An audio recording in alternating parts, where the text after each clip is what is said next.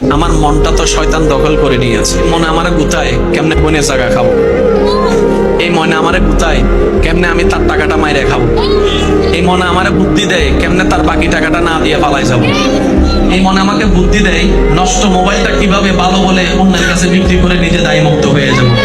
এই মন আমারে বুদ্ধি দেয় নামাজ একটু পরে পড়লেও চলবে। এই মন আমারে বুদ্ধি দেয় তোরা একটা শুনাইছে, তোর কি মুখ নাই, আরো 10টা শুনাইতে কি তুই পারস না? এই মন আমারে শুনাই। আল্লাহ, আমি এই মনকে শয়তান থেকে মুক্ত করব কিভাবে? রব বলে যে আমার নবীর মহব্বতকে অন্তরে জায়গা দেওয়া শুরু কর। সুবহানাল্লাহ। আমি রবের ভয়কে অন্তরে জায়গা দেওয়া শুরু কর। যখন আমরা ঢুকে যাব,